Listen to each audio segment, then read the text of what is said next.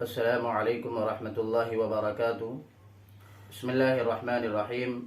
محترم سامعین و ناظرین، آج آپ کے سامنے مفتی اعظم مدھیہ پردیش، بانی و ناظم دارالعلوم جامعہ محمودیہ احسان نگر کرود بھوپال تبلیغی جماعت کی اہمیت اور افادیت پر روشنی ڈالیں گے۔ میں حضرت والا سے مؤدبانہ درخواست کرتا ہوں کہ حضرت والا اپنے کلمات عالیہ سے ہم سب کو مستفید فرمائیں۔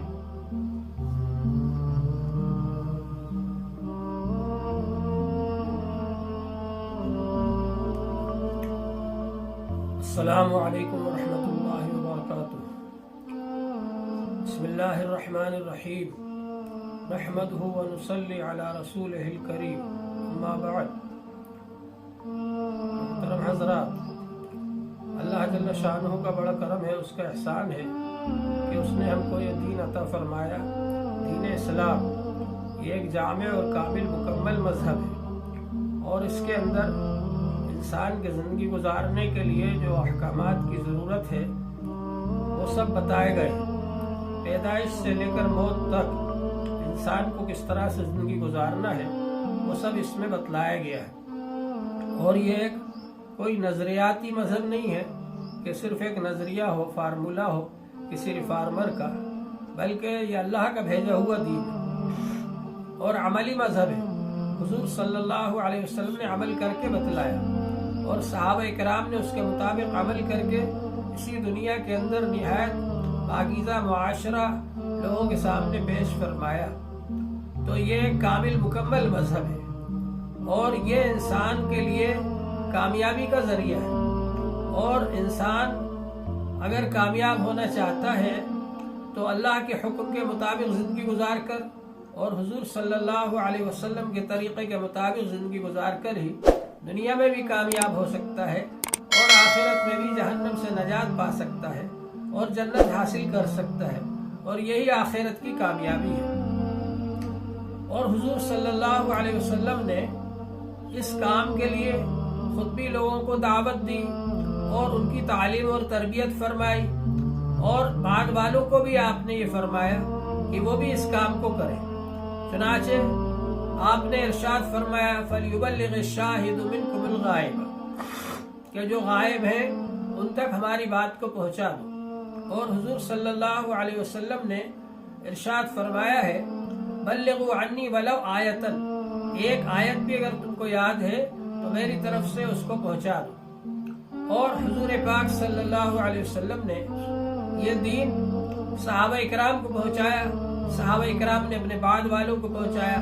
اس طرح سے اس کا سلسلہ چل رہا ہے، اور قیامت تک کے آنے والے انسانوں تک اس دین کو پہنچانا ہے۔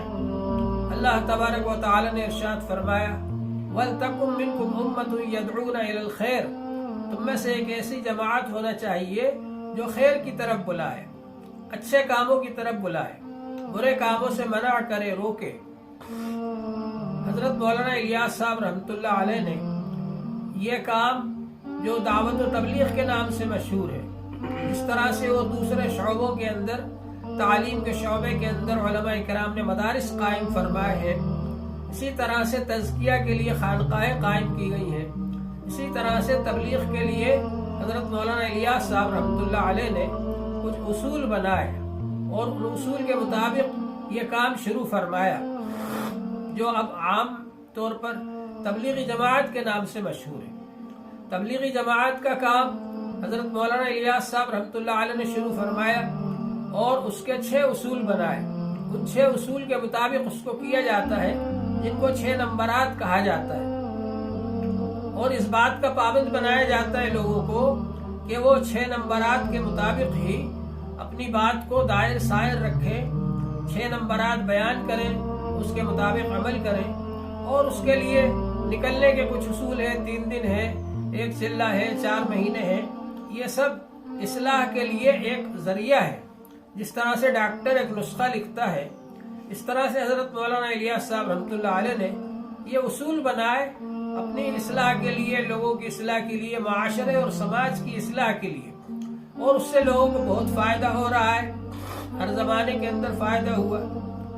اور اللہ تبارک و تعالیٰ کا فضل ہے کہ یہاں ہندوستان میں یہ بات بہت اچھے پیمانے پر چل رہی ہے۔ عرب کے اندر پہلے سے بھی جماعت کا کام زیادہ نہیں ہوتا تھا، کیونکہ وہاں تو ویسے بھی اسلامی حکومت ہے اور لوگ پابندی سے نماز بھی پڑھتے ہیں، اور اسی طرح سے دکان کے اندر بھی لوگ دکانیں کھلی چھوڑ کر نماز پڑھنے چلے جاتے ہیں، اور اسلامی احکام وہاں نافذ و جاری ہیں۔ تو پہلے سے بھی وہاں پر جماعت کا عام طور پر ایسا کام نہیں ہوتا تھا جیسا ہندوستان میں ہوتا ہے، اور اب وہاں پر ان لوگوں نے اپنی حکومت کے اعتبار سے کچھ قوانین ایسے بنا دیے کہ وہ اب اس کی اجازت نہیں دیتے، تو اس پر جو ہے کچھ غلط فہمیاں بھی ہو سکتی ہیں۔ ہماری علماء دیوبند کی اور علماء ہند کی کوشش ہونا چاہیے کہ ان لوگوں کی وہ غلط فہمیاں دور کی جائیں، اور اس بات کی کوشش کی جائے کہ ان کے ذریعے سے وہاں بھی اور دوسری جگہوں پر بھی دین کا کام، تبلیغ کا کام عام طور پر ہونے لگے۔ اور اس کے علاوہ اللہ کا فضل و کرم ہے کہ یہ جماعت کا کام بہت سی جگہوں پر ہو رہا ہے، دوسرے غیر مسلم ملکوں کے اندر بھی ہو رہا ہے، مسلمان ملکوں کے اندر بھی ہو رہا ہے۔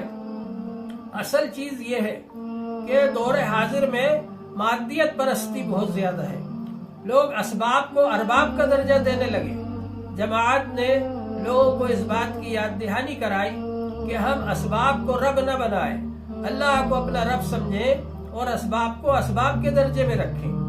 اسی طرح جماعت نے یہ کام کیا کہ لوگوں کے اندر فکر آخرت پیدا کی، جس سے کہ لوگ غفلت میں تھے، غافل ہو چکے تھے اور دنیاوی زندگی کو ہی سب کچھ سمجھنے لگے تھے، لیکن فکر آخرت لوگوں کے اندر پیدا ہوئی۔ بہت سے لوگوں کی برائیاں چھوٹ گئیں اور وہ نیک کام کرنے لگے۔ بہت سے لوگ جو تھے وہ اللہ تبارک و تعالیٰ کے فرما بردار، اطاعت گزار بن گئے، نیک بن گئے، گناہوں سے بچنے لگے، حتیٰ کہ بہت سے لوگ تہجد گزار بن گئے۔ تو یہ سب چیزیں ہیں، اگر ہم کوشش کریں کہ ہماری اصلاح ہو تو ہم کو اپنے شیوخ سے جڑنا چاہیے۔ ہر زمانے کے اندر دعوت کا کام، تبلیغ کا کام اور تعلیم کا کام اور تزکیہ کا کام، یہ تینوں ساتھ ساتھ چلے ہیں۔ صحابہ کرام کے زمانے میں بھی دعوت و جہاد اور تعلیم اور تزکیہ، یہ تینوں کام ایک ساتھ چلتے تھے، اور بعد کے زمانے میں پھر تعلیم کا زیادہ زور رہا، کتابیں بڑی بڑی تصنیف کی گئی، لیکن ان حضرات نے بھی دعوت و جہاد اور تزکیہ کو بھی جوڑے رکھا۔ اولیاء کرام کے زمانے میں تزکیہ کا کام زیادہ عام ہوا، مگر اس کے ساتھ میں انہوں نے تعلیم کو اور دعوت و تبلیغ کو اور جہاد کو جوڑے رکھا۔ تو یہ سب چیزیں آپس میں ربط رکھتی ہیں، تعلق رکھتی ہیں۔ اگرچہ آدمی کسی ایک لائن میں زیادہ کام کر رہا ہو، لیکن دوسرے دونوں طریقوں سے اس کو کام کو جوڑے رکھنا چاہیے۔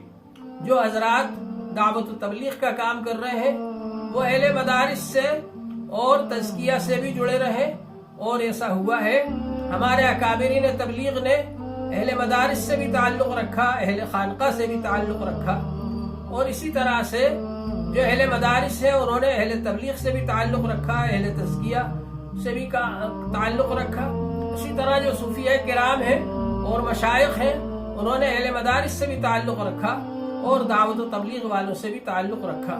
تو اس طرح سے ہر شعبے والوں کو آپس میں ایک دوسرے سے ربط رکھنا چاہیے، تعلق رکھنا چاہیے، اور یہ سب دین کے شعبے ہیں، سب کو مل جل کر کے کام کرنا چاہیے، تو اس سے دین کا فائدہ ہوگا۔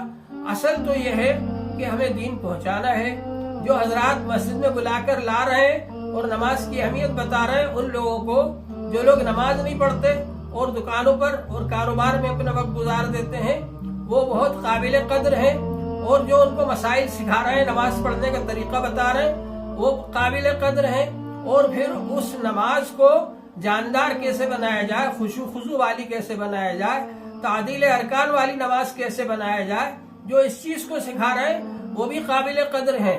تو اصل چیز جو ہے وہ یہ ہے کہ آپس میں جوڑ ہونا چاہیے، اتفاق اور اتحاد کے ساتھ میں سب کام ہونا چاہیے۔ اگر اتفاق و اتحاد کے ساتھ میں کام ہوگا تو کام بہت آگے بڑھے گا، اور انشاءاللہ تعالی اس سے ویسے ہی منافع اور فوائد حاصل ہوں گے جیسا کہ اکابر کے زمانے میں فوائد اور منافع حاصل ہوئے، اور اللہ کے فضل و کرم سے ہندوستان کے اندر بھی اور باہر بھی اس کے ذریعے سے بہت سے لوگوں کو دین کی طرف آنا، دین کی اوپر عمل کرنا آسان ہوا۔ اللہ تعالی ہم سب کو عمل کی توفیق عطا فرمائے۔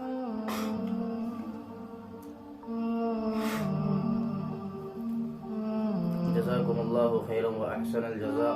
سامعین و ناظرین، آپ نے حضرت والا سے بہت ساری باتوں کو سنا اور یقیناً ہمیں نئی نئی باتیں بھی معلوم ہوئی۔ ہم حضرت والا کے ممنون و مشکور ہیں کہ آپ نے اپنا قیمتی وقت دیا۔ جزاکم اللہ خیرا و احسن الجزاء۔ السلام علیکم ورحمۃ اللہ وبرکاتہ۔